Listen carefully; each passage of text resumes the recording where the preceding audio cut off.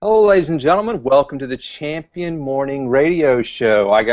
We've had some pretty exciting and crazy stuff happen over the weekend. I mean, first off, if people are football fans and you missed the Baylor TCU game, go download it if you can somewhere. That was just one of the most remarkable things I've ever seen. So, weekend was pretty good over and all in all. I mean, I got a lot of sleep. I woke up early. Went to bed early. Well, one night I had 13 hours of sleep. That's insanity. But I feel good today. I'm ready to go. I'm ready for a great week. People here at the Champion Movement, thank you. Thank you for everybody who's new. If this is your first show, thank you for being here. You bet. And I'm just going to just kick it over to JJ. We're going to go right into the call today. We got some great stuff to discuss and talk about, things that can hopefully inspire and help you start living a life of reflecting your why, living a life that's better for you, better for the people around you, better for your family, your business, everything. So, John Jackson, here he is, the man of the hour. How are you doing, buddy? Fantastic. Hey, thanks, buddy. Let's jump right into it. I've been overwhelmed this weekend with heard back from a lot of you guys who took this weekend to get engaged in the Champion Project. Some of you guys have gone through your why discovery. You've owned what is. You've begun to celebrate the champion that you are. You've begun to understand how that impacts others. You're in your why discovery, and now it's kind of like, what's next? And we're going to address that here in just a second. But as we begin this week, some things that have been kind of heavy on my heart with regard to, every day I'm always thinking, what can Ryan and I share? What can I bring? I want you to understand something here as we kick off this week. Yeah, we're all pretty aggressive in our own certain ways, and we all want it all, don't we? Well, let's start the week off with the simple truth and understand this. No matter how hard you try, you can't have it all. You know why? Because life is too short, and we're not meant to have it all. So there's some trade-offs, if you will. And I think this is an appropriate conversation in the context of coming off the heels of some of the letting go conversations that we had last week. So if you're letting go, what are you trading off, right? So here's what I want us to understand here briefly. And Ryan, stay with me here because I know I'm going to put you on the spot and maybe give some examples in context of what we're doing here. What's a good trade-off that we can begin this week implementing within our lives in the context of the Champion Movement, what we're doing here moving forward? Approval for accomplishment. Here's what I mean by that. Are you a people pleaser? Sometimes I'm guilty of that. Or maybe approval junkies, if you will. This means that realizing that we all got to realize that these accolades that sometimes that we strive for, they're like smoke, right? That eventually they're going to evaporate. Awards, these pretty awards that we get, they all rust out. Even financial gain, right? That's it's quickly spent or it's lost. You gotta come to the place where doing good means more than just looking good. That makes sense? There's a good trade-off there. Security for significance. I know this can be tough for some of us, me included sometimes. Greatness doesn't lie, folks, in what you earn or what you own. The world wants us to think that sometimes, or all the times. It lies in what you give your life to accomplish. Instead of merely focusing in on making a living, I think let's pause and ask that being within us, what can we do to make a difference? You want to make a living or you want to make a difference? Do both, but make sure you're making a difference. Here's another trade-off. Bear with me here and listen closely. Exploration for expertise. Yesterday at church, my guy was like, "Look, whatever you were designed to do, be the best at it." Well, I happen to agree with Randy on that thing.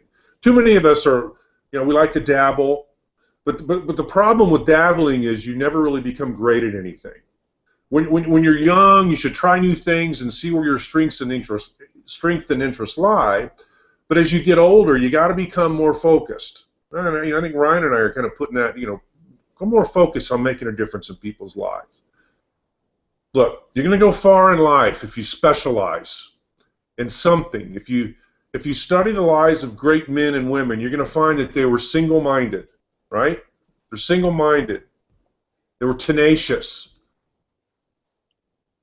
So once you've found, and this is what you do in the Champion Project, once you've found what you were created and called to do, stick with it. Stick with it. And everything else, let it go. Because see, as you climb higher and as you accumulate more, you discover that it's harder to let go of what you've worked for. It's true, isn't it?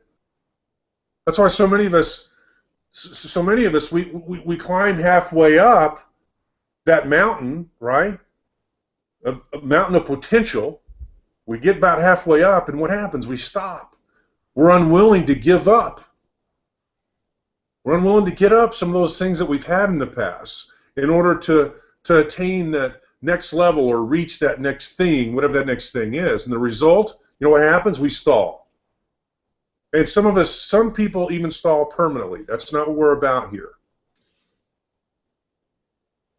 You got to be willing to make concessions, right? It's like trading what's acceptable for what's excellent. I have this conversation with my kids all the time. Good enough isn't. People don't pay for average.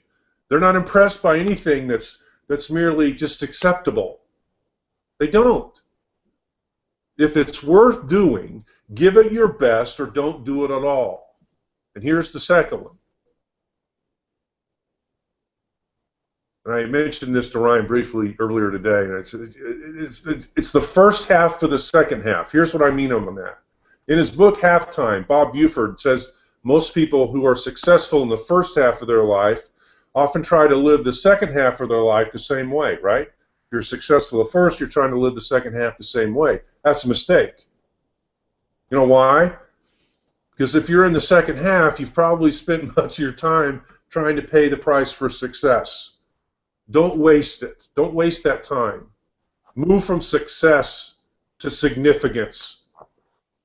You guys see that we're getting really the core of what Ryan and I and every other leader here are wanting to do within the Champion movement. Do the things that are going to live on after we're gone. Don't just leave a will. Leave an imprint of really lasting significance.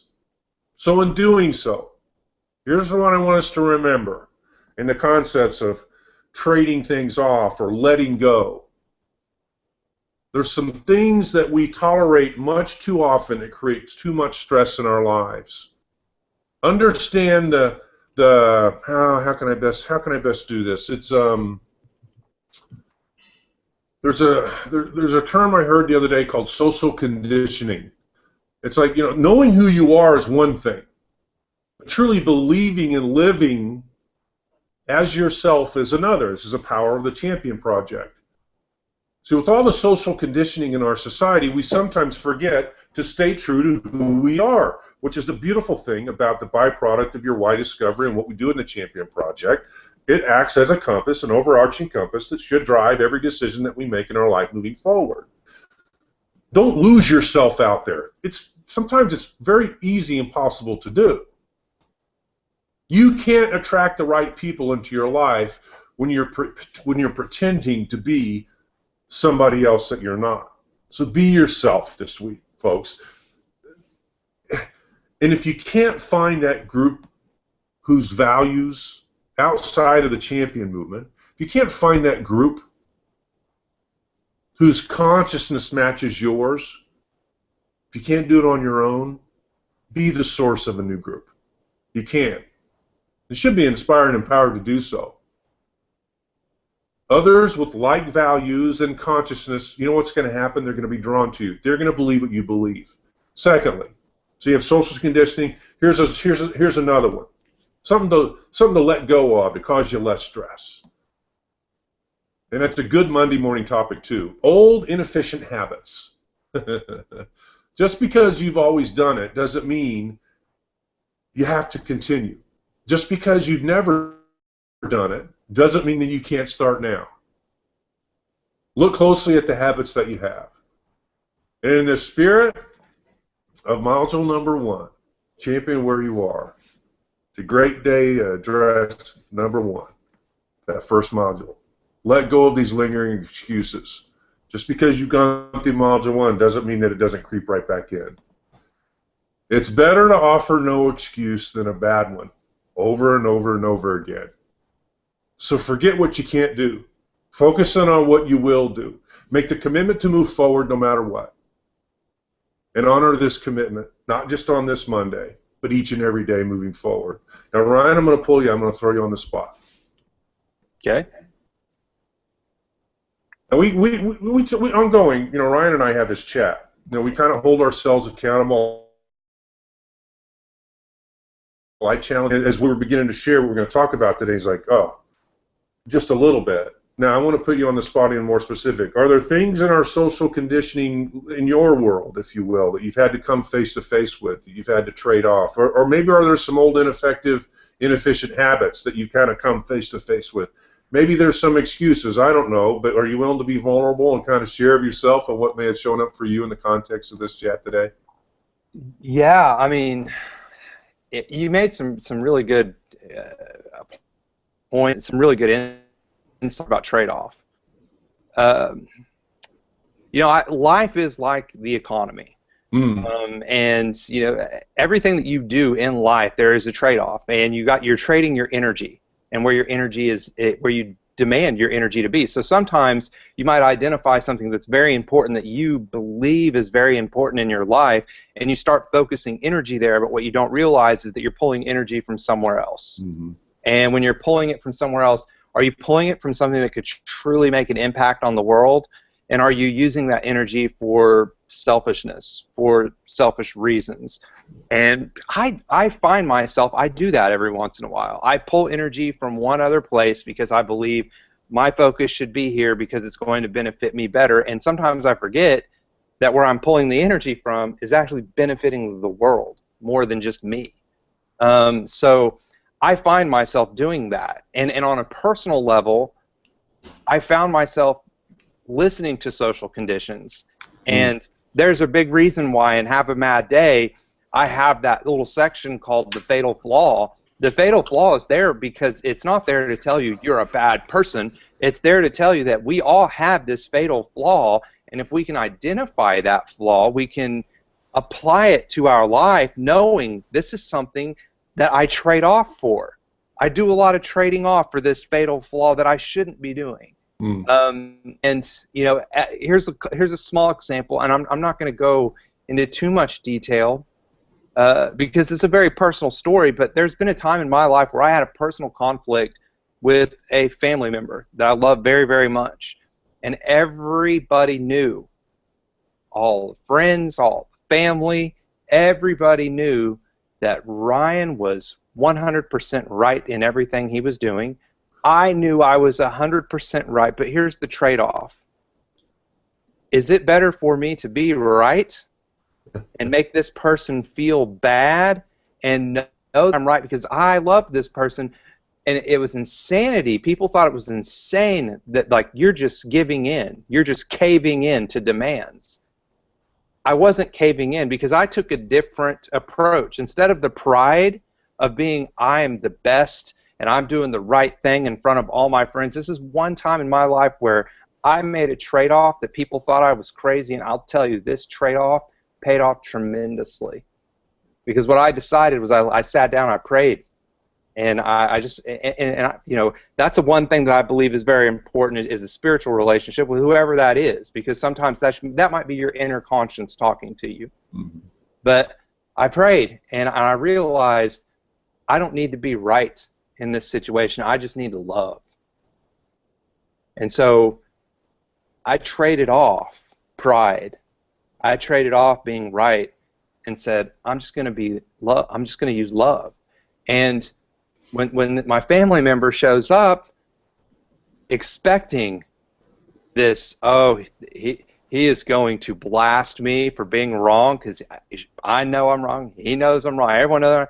I approached it with love and talk about the huge difference in response and the impact that I made on her and the impact that I made on the people and the family members around us by approaching a situation with pure love instead of being, I am right, because the rest of the world, the social conditions where you need to be right. You need to lay the law down. You need to put your foot down and say, this is how it is. But instead I chose love. And when I did that, it huge difference in response. And the great thing is we were both blown away that we joined together in finding a solution and not continuing the conflict with each other. And it was purely trading off something that the rest of the world thought, you're right, this is what you should do, to no, it's not what the world thinks is right, it's what I believe is right. And what inside of me, a part of my why statement, what is I'm right, because you're completely right. I can spend so much time collecting worldly stuff. I can spend so much time collecting, how much money I can make, securing a future, having all of this stuff. But when I die, I don't get to take a U-Haul to heaven. But what I do on earth can stay, and it can be a long-lasting impact forever. And that one little moment where I threw away pride and replaced it with love and said, hey, this is what I'm going to do instead. I'm going to go with what's inside of me, not what everyone else is telling me to do. What I know is inherently right, and it's going to impact the world. That impact could last lifetimes. That one decision could last lifetimes and generations. So it was a conscious decision on my part. I look at it, stuff versus impact. Mm-hmm. The stuff in life, the respect in life, the pride in life, or the impact in life that you can make. And that's why I have that fatal flaw in there, because it's like we're talking about trade-offs here in life. So like in the economy, it's about like trade-offs. When something's in demand, you pay for it, but you're going to stop paying for something else. A lot of times that fatal flaw is in demand. And I say trade it off for your why. Trade it off for what you believe. Trade it off for what inspires you to do what you do.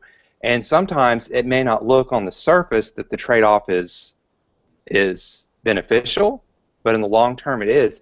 I mean, I hope. I mean, that was kind of a all over the place answer, but I do my best, and I've kind of taken this message, because I mean JJ's given me this message before. He did it so eloquently today, but it works. It really does work, and I've done this. I've traded off sometimes what I believe is important to me as I don't know, like a business owner or being right. Traded it off for what to be, to loyally serve people with grace and dignity.